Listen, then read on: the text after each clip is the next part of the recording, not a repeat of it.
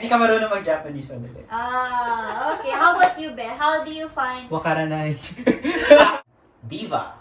Like, gusto Si niya... Madam. Si Madam. Gusto niya. Ito, ay, nako, mga bata. Studios yan. Yeah. Japan to eh. Yes. Parang Gusto mo namang... simplehan lang. Simple. Simplihan na natin. Oo, tapos yun, kasi...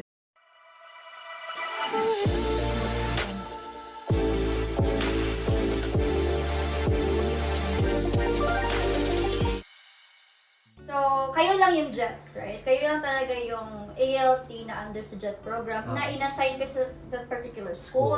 Yes. And So, would have to work 16 days in a month. Oo. Yes. So, meron ba kayong co-ALTs sa school nyo? Meron akong visiting ALT na American National. Ano ba? Pero sobrang like 1 to 2 days lang siya nagpapakita sa school. In a week. No, So, in a parang month. part-time? Part-time? Part-time, like, once or twice. Siguro twice a month siya nag-a-appear sa school. So, Gano'ng kalaki yung school mo, Beth? How many how students? many students? 700? Okay. 700. Yeah. Ilang sections yun kada year level? Kasi 3-year levels to, di ba? Yes, 3-year levels, like, I think, nagbawas kami from 6 to 5. So around 5 sections in... 5 sections in Per every year level. Yeah.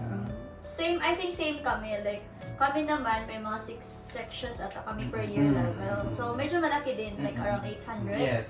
And sa amin, I have coJET. So, dalawa kaming JET na ALT. And we also have another visiting JET. I mean, another visiting ALT. This is the Canadian. This is the Canadian. Canadian friend. Yes. So, may part-timer kami na ALT. So, tatlo kaming ALTs sa school namin. Sila naman dalawa. So, JET and private. Serving how many students naman to? Around 800. Out of- Around that number. So almost, the population size is almost the same. Almost. Oo. Maybe She got a hers is bigger. by 100, I guess. Oo. More than Ganun. Kasi may 6. Ako sa tingin ko yung pinaka-least Oo. populated. But it's different with the island. Oo. Ayan na, si Island Boy. Sige, kwento mo ba yung paano yung school setup ninyo? Okay. So ang school namin, ang aming population size ay 47 lang. Wow. Imagine may 47 students lang kayo. Buo na yun buong Oo. school na yun. Oo. First year, second year, third year. Sobrang intimate. Sobrang intimate. Very Very classes. very Na-imagine personal. ko. Yeah. very personal siya. Parang sabihin natin sa first year meron kaming around 15 or 16 students. Almost the same size sa second and third year. Ganun siya. Pero kahit na ganun, tatlo ang JTEs ko, Japanese Teachers of English. Isa akong mainstay na JET. And then merong isang part-time ALT na dati siyang JET sa lugar na yun. And then he eventually got married to a Japanese woman nga. So nagstay na siya sa island. So Direct hired na siya? direct hire siya ng school namin. And he comes to school siguro 4 days in a week din. So same kayo na Same kami, oo. Isang Same. JET, isang Oo. ALT. Okay. Yung sa akin lang very limited. Marami din yung English classes kasi sa amin, yung isang year level, hinahati pa into 2 English classes. Bigyan ko kayo ng example So, first year class, merong isang core English communication class. Hahatiin pa yun sa 2 klase. Kung advanced ba yung kanilang skill at saka kung basic ba. Ngayon, paano nila malalaman kung nasa advanced or basic class ka? Kung nakapag-take ka na ng ACAN, dapat grade 3 ka Nakakuha ka ng grade 3 pag katapos mo ng junior high school. And then at the same time, meron silang placement test earlier in the semester, in the school year. So yun ang nangyayari. Tapos, so isa pa lang yun So isang English class, English communication hatiin sa 2. Meron pa silang tinatawag na English expressions class. Ito naman, grammar-oriented naman to. And the same way na dinidivide yung English communication class, dinidivide din yung English expressions class into 2. Pero I think we have the same subjects, no? May communication and may expressions din kami. May eikaiwa din kayo. May kaiwa din kami, pero only for the third year. Yes. Oh, same. Same. Same pala. Siguro yung pag-divide na lang Oo. ang Yes. So, amin medyo... naman dinivide into 3. 3 kasi maraming ang number of students sa amin. Oo. I see. Since we have talked about the JET and ALT, can you give our listeners or viewers a glimpse of what it's like to work in Japan? Like yung working environment. Masyado bang strict ang mga Japanese? Masyado bang anong klaseng school Yes, assigned kayo? Like Yeah. masyado bang laid back yung Ano yung school nyo? identity And ng school? ano ba yung mga katrabaho ninyo? Masyado bang bata? Masyado bang matanda? okay, masyado okay, bang okay. strict? Masyado bang ganun? Okay. Ako muna. Sige, start. So, sa island, from the island. Sa island, Island, dahil down this start. is the only high school in the island. I think naging not sure ako, I'm just assuming na ang pinapadala ng Board of Education dito ay mga bata. Kasi ang mga well, the vice principals almost siguro 50s na din siya. Pero yung mga kasama kong teachers talaga na those who are teaching history, teaching PE, teaching social studies, bata sila, nasa range ng 20s to 30s to. Oo. Ang nasa range lang ng 40 and above tatlo. Isang Japanese teacher, isang English teacher na parang nag-retire na siya. But since yung age range niya is 61 to 65, naging part-time school na siya. And then yung isa, he's teaching biology. Ayun. So sila, mga nasa 50s and above na. Ganun. 40s and above. Pero all the rest, 16 kami sa staff room eh. Young kayo. Oo, young kami. Nasa 20s to 30s. Young workforce. Younger workforce. Yeah. Yan siguro kasi, di ba, you need endurance when you cross the sea. Oo. Di ba? So, yung karamihan sa kanila, yung residence talaga nila is sa mainland. Sa mainland talaga. Taga Tokyo talaga Tapos sila. in-assign lang sila sa island. Sa Oo. island. To stay there for 3 years. Kasi, based on what I heard, nag-rotate kasi sila di ba? Oo, Yung mga public school teachers dito, they rotate every 3 years. Oo. Tama ba yun sa inyo? 6 sa Six sa inyo. Sa amin 3 years. Siguro pa sa Sa island island, to. yes. Parang they have to choose to go na or to still stay there for the next 3 years. So, how's your working relationship with them? Mababait sila eh. Oo. Pero How tahimik sila. do you define mabait? Paano ba? Yung okay, yung definition ko ng kindness is yung politeness nila. Hindi kasi sila toxic eh.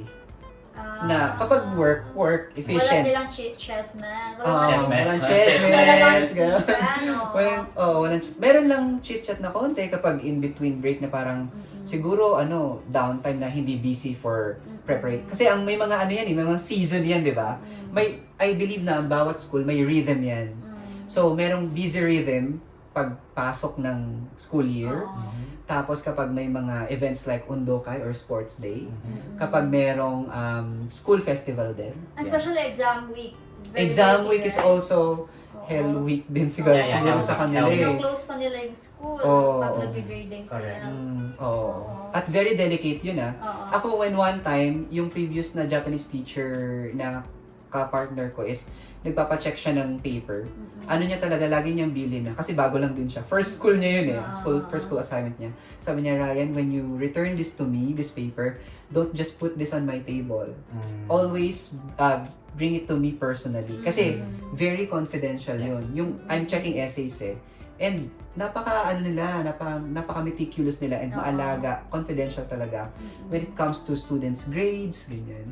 Even with the yung how they return the papers to students. Yes. It's up to the students na lang kung if he wants or she wants to show the scores to the classmates. With the way they parang hand in or return the papers, talagang sobrang confidential na here's your paper. Ganyan. So, bali relax lang yung Relax lang. working environment. Pero tahimik kasi sila eh. So minsan ako parang sabi ko, hindi naman ako nagsalita.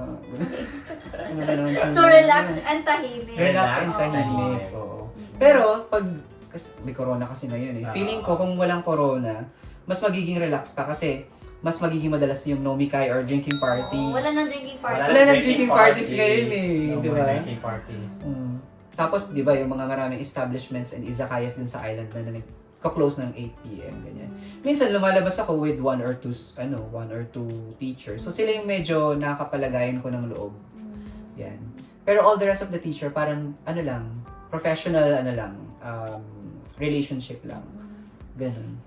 Ikaw, Beth, Paano naman sa sa city? Sa city. Paano yung working environment Sa akin naman, my school is a soccer school.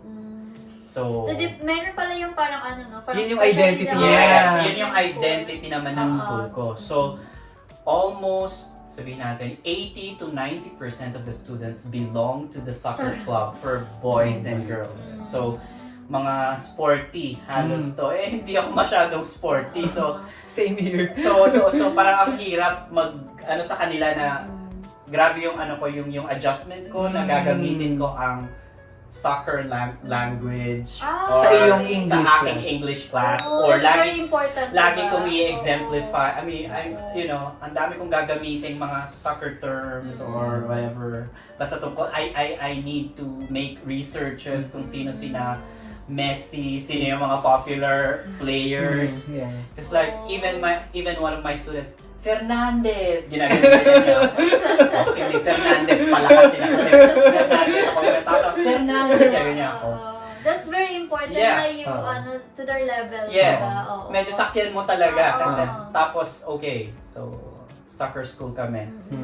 Yung so ganun ang pagdating ko. Tapos napansin ko pagdating ko, medyo okay, sporty sila. Pagdating sa English, medyo yan na. Medyo hindi nila... Medyo, yeah. Doon ko napansin na, okay. Sige, doon ko napansin, siguro nasa middle range ang level. Intermediate. Yeah, na ang level nila ng English ay hindi ganun kataas. And ganon, so the JTEs talked to me about it. And yun nga, na-confirm. It was confirmed that the students here are not that good. I mean, their level of English is not that high. So, sabi nila sa akin, I was told na, maybe you might want to adjust your level of English. Ganyan. So, Nasabihan din ba kayo na parang, okay, you have to speak slowly slowly. Kasi ako, Slowly hindi naman. Hindi naman. Yung level of English ang sinabi sa akin. Kung paano ka mag-choose, how will you choose those My simpler words? The choice of words lalo na. It's Oo. like, siguro kasi I sent few emails to my supervisor before. Pagdating niya sa akin, kinausap niya to, para heart to heart talk, sabi niya sa akin, RD Sensei, Close door meeting. RD Sensei, I noticed that your English is a Advanced. bit different. So sabi niya, I was so shy to reply to your emails because you were using a different kind of English. Ako nasanay ako sa government Business English. Business English, that's government communication. So sabi niya sa akin, maybe when you start with our classes, ganun, parang baka gusto mo namang Simplehan lang. Simplihan. Simplihan na natin. Oo, tapos yun, kasi di ba sabak agad kami sa teaching. So first week, yan na. After class, meron siyang ibibigay sa akin na note. Tapos nakalagay doon lahat ng words na hindi niya maintindihan. Okay. Tapos, adjustment yes. talaga. So adjustment sa akin. Tapos may ano pa siya, suggested word na. Ito yung equivalent na dapat ginamit mo. Ito na lang. Ganon, parang, grabe talaga. So parang ako, hindi naman ako magaling mag-English, pero bakit? That's good that you pointed out. Kasi manage your expectations naman. Totoo. Kasi sa Pinas, when we were there, talagang pabonggahan ng words. Pero when you come here, you really don't need to use those highfalutin words. Yes. Like, kailangan adjust to their level talaga. And you don't really need to parang use the American twang. Exactly.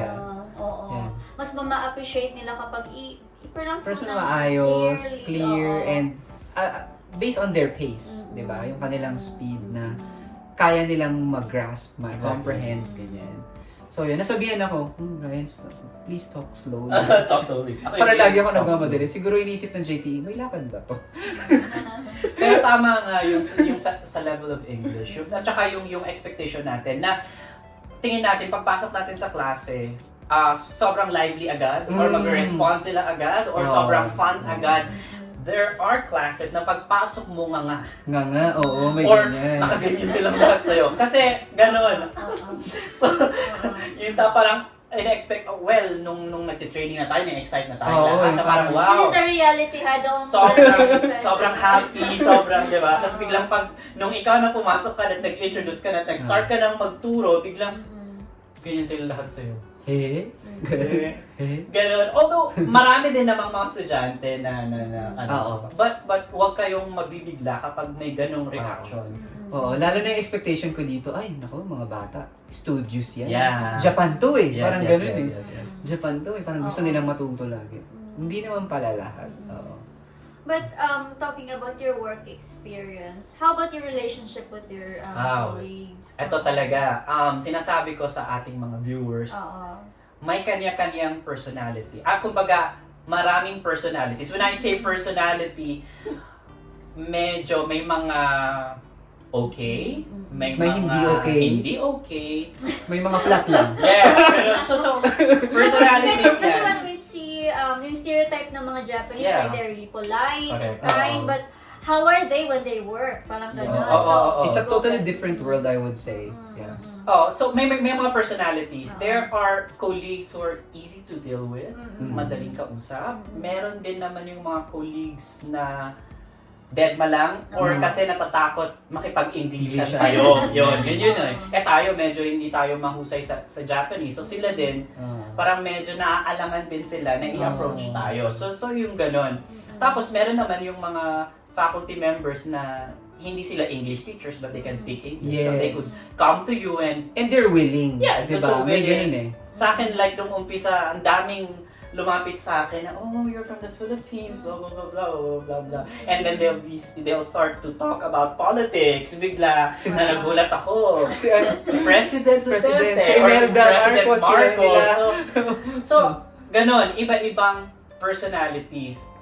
Generally, sa school ko at least, sa school ko, okay naman. Magaan. Generally, magaan. May mga pailan-ilan na medyo sasakit ang ulo mo. Like, meron ako, recently, I had this substitute teacher na medyo senior, matanda na. Tapos, hindi siya masyadong mahusay sa English. Tapos, pagdating sa klase, medyo mahihirapan ka din sa team teaching kasi hindi rin niya ma-deliver yung dapat niyang i-deliver. So, paano ka papasok sa sitwasyon na yun? Without having to offending. offend her in the process. So, ang sa akin, ginagawa ko, pinapakita ko yung willingness mo to help. Willingness to help. Available ako to help. And then, without saying you're wrong, uulitin ko lang.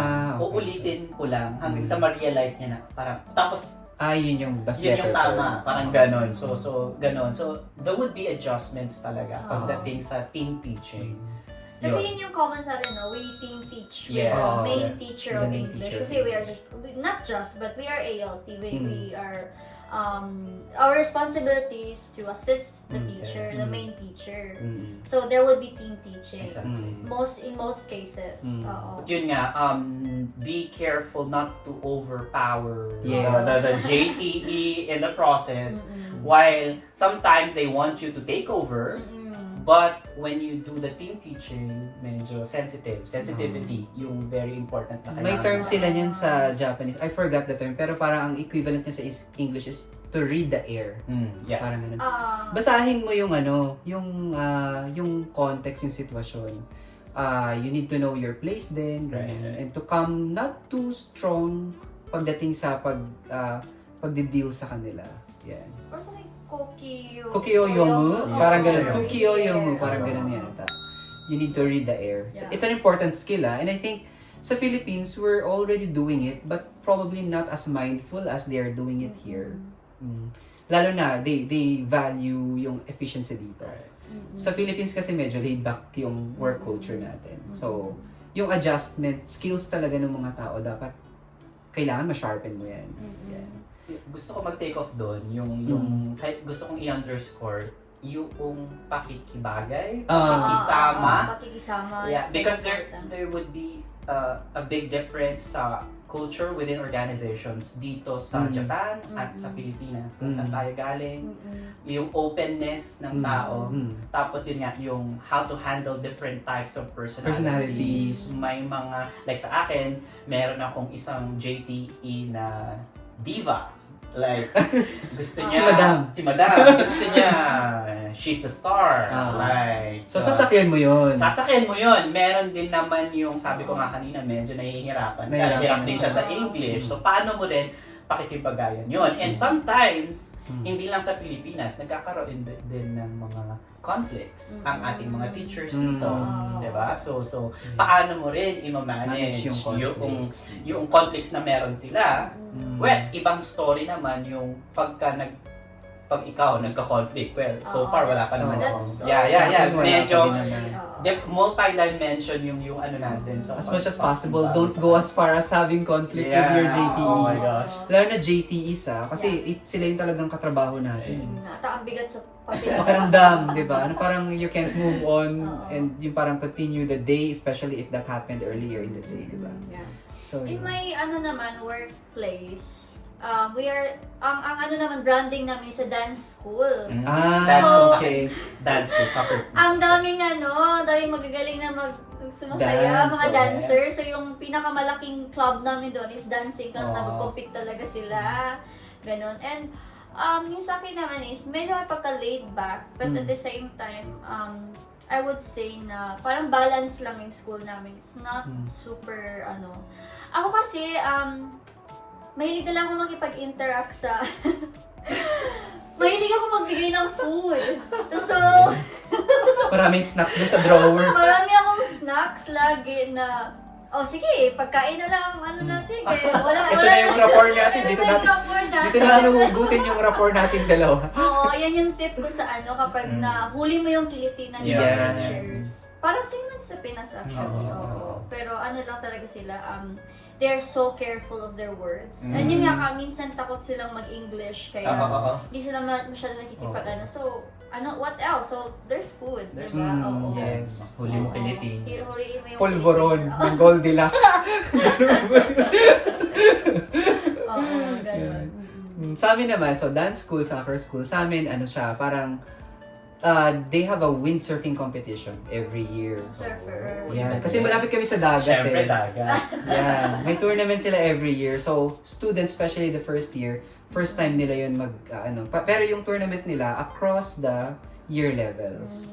Yun. Pero they also do various sports Merong batch na parang into soccer, may batch na into surfing, ganyan. So, may other students naman na parang into playing musical instruments, ganyan. So, iba-iba. Pero, the unifying thing is that all of them would have something to do with water sports.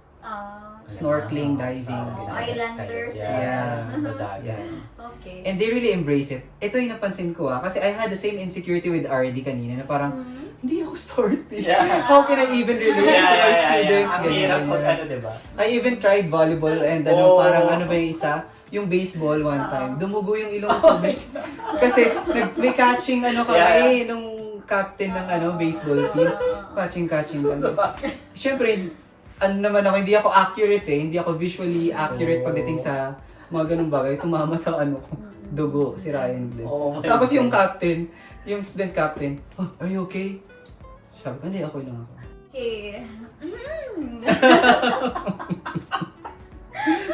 Okay. Okay. Thank you for sharing that, Be. So, masyado na tayong serious ito. Relax naman tayo. So, let's talk about love. Love? Kasi, no! Kasi, syempre, we're humans. We're humans. Diba? Hindi naman ibig sabihin na jet program ka, dapat ang strict mo sa sarili mo. Diba? May mga inspiration din.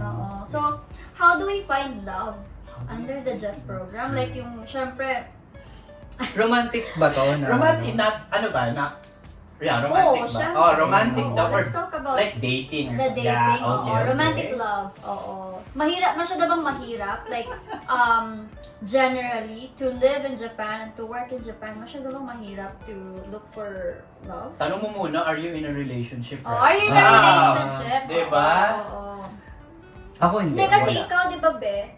To begin with you. To begin with me talaga, okay. You were in a relationship before jet program? Yes. Kwento mo, did the long distance relationship, was it affected because of the jet program? Sa akin, kasi I had a partner nung nasa Pinas pa ako. How did JET program affect your long distance relationship? Maybe not the program affecting my relationship, but it was The fact that you're the fact away that from I each other. am away already physically. Ako yung tao na kailangan ko ng physical. Oo. Okay. Yung So, lagi kayong nagmi-meet. Yeah. So it eventually it failed. Kasi To cut diba, the story. To cut that story. it will. Parang Yun ganun. lang. It failed. Parang ganun mangyayari Kasi- sa atin, kika-cut short talaga Oo. natin. Kasi the question is, there might be some viewers or like some JET aspirants na they are in the relationship and they're afraid kasi it might be their first time to go abroad, to be in the long distance relationship. Kasi it takes process to bring one. You have to be married. Exactly. Yeah. There are a lot of processes. So anyway, even if you're married, you have to come here by yourself Exactly. first Yes. before there will be long distance relationships. Yes. So Definitely. right, para sa mga iba. Yeah, So yeah. yours failed. So mine failed, Have but your emphasis, yours I'm face. sorry. But marami naman din Oo. successful LDRs, okay? I'm Oo. not saying it will all be a failure, pero sa akin kasi it failed. Na-experience ko na rin before. Actually, it was my second time coming here sa Japan. And nasa relationship din ako the first time. And it failed. So basically, it's just your personality. Maybe, It just didn't work. It just didn't work. For me, parang ngayon meron akong conclusion talaga na LDRs won't work for me. It's not for me. But it doesn't have to do with the JET program, Exactly. with your work. Exactly. Oo. Sobrang hindi siya affected. Kasi I remember, ang away namin ay hindi naman tungkol sa work ko. Oo. Yeah. So, Ibang just bagay. to, yung sa mga curious, Sa mga curious dyan, hindi masyado ganun yung Don't work, para worry. lang mas Yeah. Oo. You will really have time. Yeah. So, wag yung i-reason out na, I'm busy. Wag ganun. Pwede naman busy, pero ano yung pinagkakabisihan mo? Hindi ka busy, Beth. It's debatable.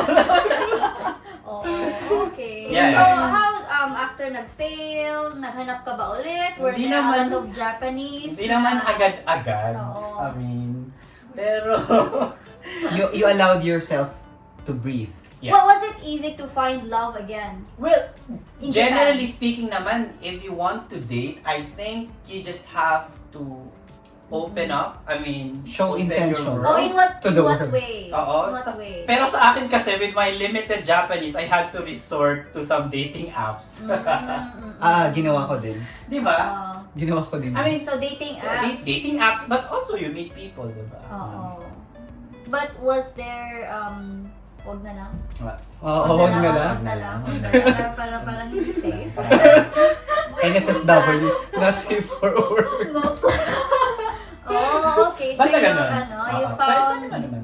people Yeah. with a dating app. Dating apps, yeah. But how about like meeting in person? Were there chances? Well, syempre, sometimes you meet people initially sa dating app and then you try to like, go out and meet them and like test the waters. How about Okay ba siya sa kausap? community? Sa community, wala masyado sa community. I mean, Is it honestly, because sa you akin. don't go out often? When I- or Not often, pero I also have opportunities to go out din. May mga nakikilala naman ako din sa labas lang na or napakilala ng kaibigan, ng kaibigan or mutual friends. oo, or yung mga kakilala din ng kapatid ko. ganyan. Were you have you ever had a chance to meet a Japanese? Like, because it's like finding love in Japan. So there are a lot of Japanese around you. Yeah. How do you build rapport when it comes to Japanese lovers?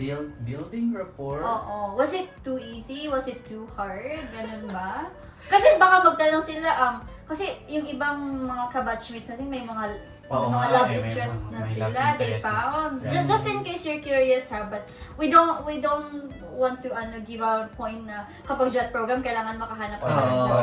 correct. Ano lang to? Depends on your life purpose too. Oo. Di ba? Kung ma-align yung life purpose mo with career purpose, career goals, and yung mga long-term goals mo, kailangan mag-align sila together with your love goals. Oo. Love goals. Love goals. Ako naman kasi open lang ako na, Go with the flow. hindi naman, open ako na makamit ng tao, tsaka natin pag-usapan. So, ano yung sa...